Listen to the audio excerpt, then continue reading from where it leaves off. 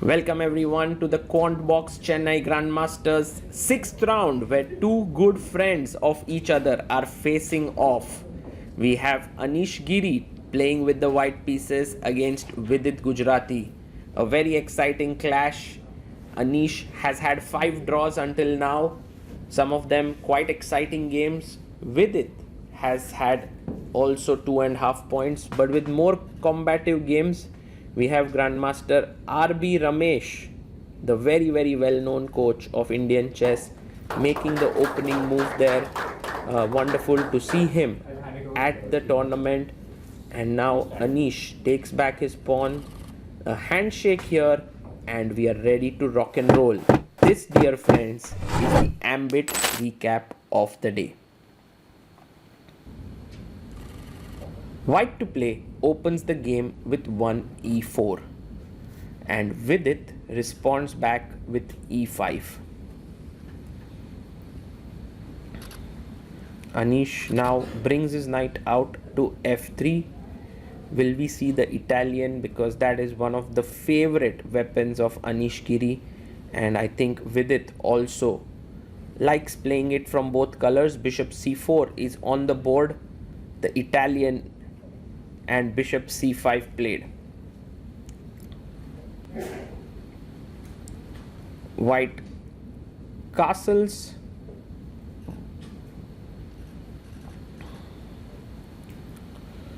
And Vidit brings his knight out to f6.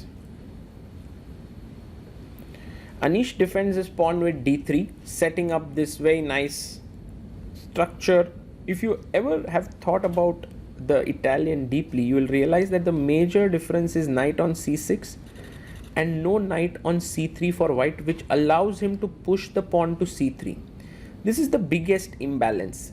a5 by Vidit, gaining some space, making a square for the bishop on a7.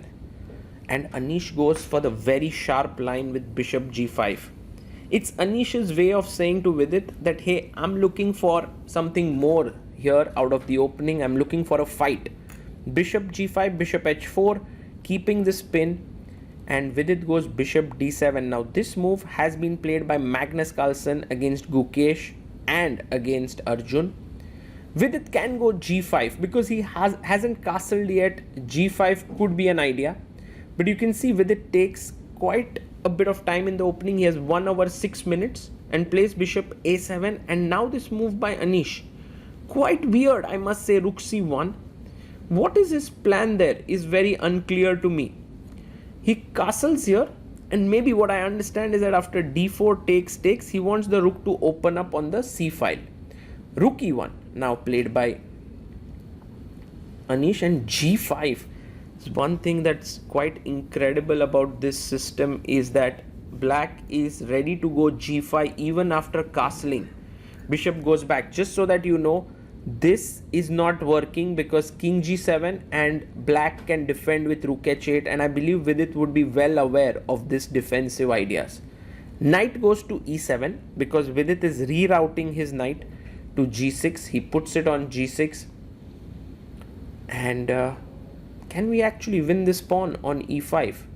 It turns out that after knight e5, bishop e5, there is check, takes, and knight g4 when you win this. So it doesn't work. He goes h3, and Vidit plays his rook to e8, defending the e5 pawn. The bishop comes back to d3, and this is not a very good move because now Vidit can push forward with g4 and already start resting over the initiative, and he does it.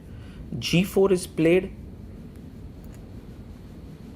Anish takes, h takes g4, and now knight takes on g4 has been played. So you can see that black pieces are quite dangerously placed with 2 knights here, a bishop looking here. Vidit plays h5. He could have taken on h2 as well, but h5 not a bad idea. Anish goes bishop e2, putting pressure on the knight. It's time to get the queen in. Queen g5 is on the board. A good move defending the knight here on g4. And now knight comes to f3. hitting the queen on g5. Vidit comes back to e7 and he takes here on g4. White has a very solid center, but black's pieces are just super active. He takes on g4 with the bishop. Knight to d2 played. Bishop takes bishop. Queen takes on e2. And now Vidit goes h4, pushing away the bishop. And is it time to win a pawn here on d4? Yes, he does. Greedy Vidi is what he's called. And guys, you can see here now White is the one who is going to seek compensation for the missing pawn. Pawn takes pawn, rook takes, and he brings his bishop to c5. Pawn to a3, stopping bishop b4. And Vidit plays this strong move, queen to f6. Anish plays his queen to c2.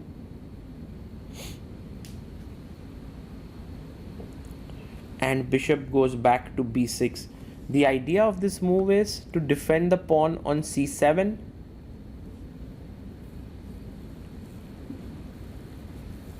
And if you play rook to d3 here, rook e6, wow. Anish was planning to move his rook forward, but Vidit is doubling his rooks on the e file.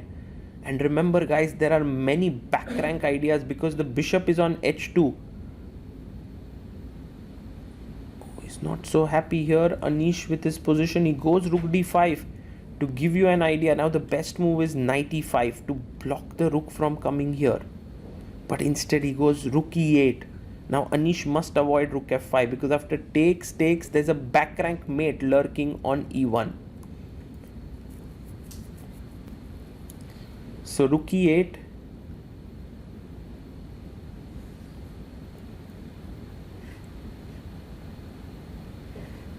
And rook to h5 played. The bishop comes to d4. And one of the points is that if you take here queen d4, black is very comfortable. So that's the reason why he takes the pawn on a5. Maybe not the best move. Defending here or taking c7 was better, but Anish chops off the pawn on a5. Now the material is even. But Vidit can chop off another pawn here with bishop takes b2. And rook to h5 is the best move, keeping the rook active here on the h5 square. But instead he goes rook b5, attacking the bishop and the pawn on b7.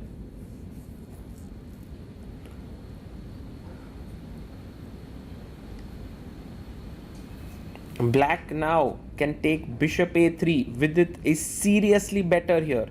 And the reason for that is this amazing line where after rook takes b7, which Anish must take, otherwise he'll be simply pawn down, 2 pawns down. Now bishop c5 is a great move. And if you take rook c7, I have rook e4 and queen check, and it is a back rank mate here. So he goes rook b5 with the idea of pushing e5, and now Vidit goes queen f5, a mistake by him. But it's such an important moment because now if you take here, the queen is hanging, it's a back rank mate. The best move was h3, but Anish now finds this amazing move because if you take back the bishop, the queen is hanging, the king now has a luft on h2. So Vidit actually takes on f2 now, attacking this rook here. Insane tactics. Queen takes f2. Actually, if you look at it, there are so many tactical themes here. Pin, discovered attack, knight fork now, knight t4. This is the move that Vidit should have missed here because now Anish Giri is able to simplify the position, and after rook e6, bishop h2, the position has now kind of equalized here. c5, queen goes to e3. Still Vidit is a pawn up, he can still press, but this move queen d4 is not the most ambitious way. Maybe keeping the queen to b5, but one also has to see the time that Vidit had on the clock. He had only 40 seconds, so he takes now, pawn takes, and Anish brings his king in, king to f2. Whew, what a game this has been, insane. Rook goes to c6,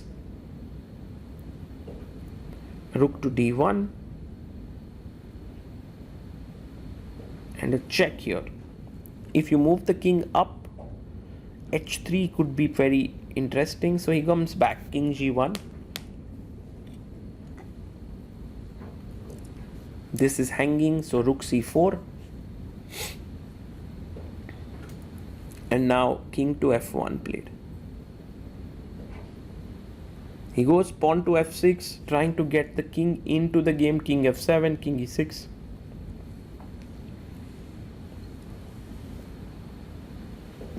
But Anish has it figured out, bishop g1. And Vidit now has to give back the pawn d3. But after rook takes d3, rook takes e4, pawns are getting traded one by one. It's not good news for Vidit. He goes rook d4, rook e5,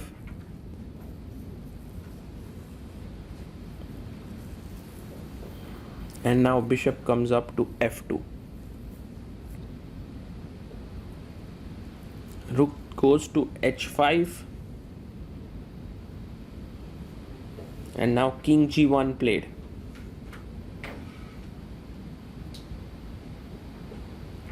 He pushes his pawn to h3. Now the final pawn gets traded here. So what Anish should essentially try to do now is, if he can give up the bishop for the pawn, if he can do that, the position will equalize. He goes rook b3 now.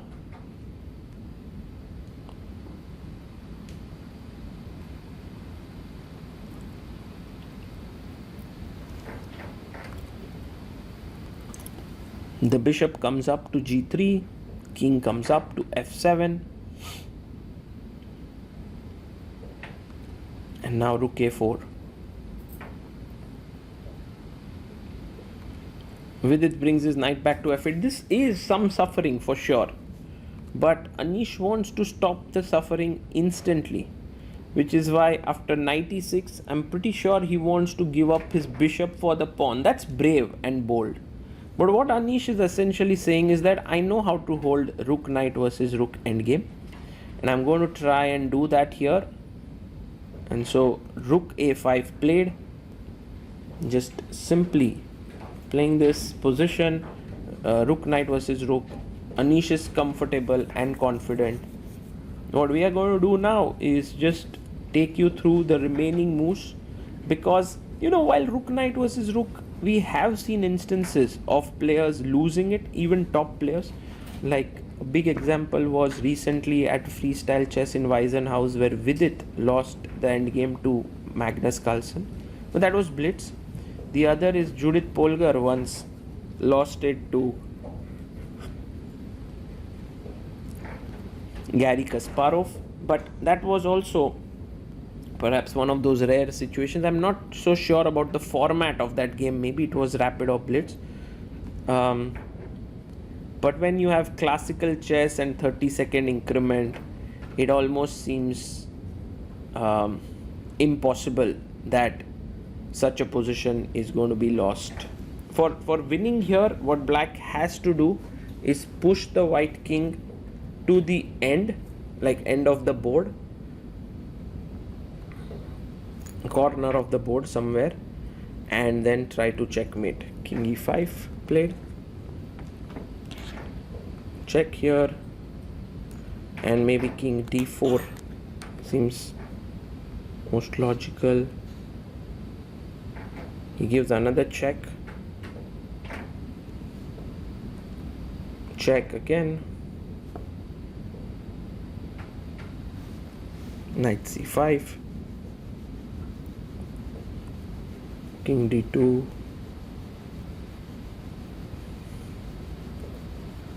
and rook e7.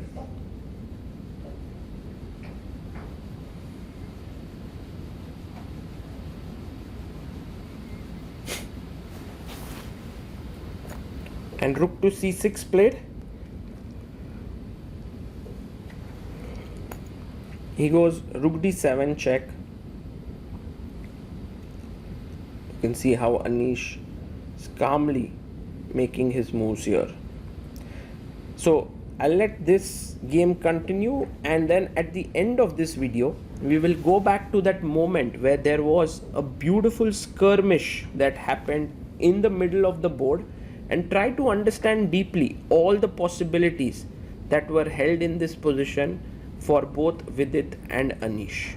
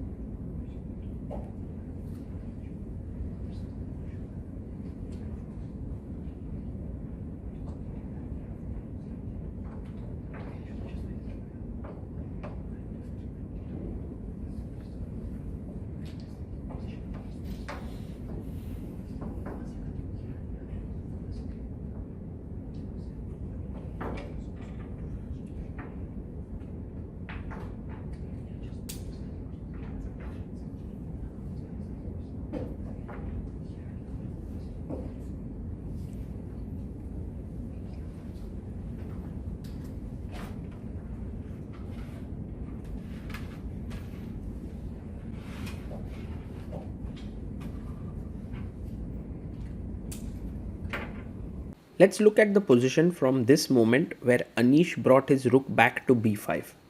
His idea was to push his pawn to e5, and that looked very strong because after pawn takes he wants to pick up the bishop on c5. But with his best move was h3, and this is very instructive. The point being that after e5 he simply drops back his queen to g7, and now the pawn is pinned here and black is completely winning.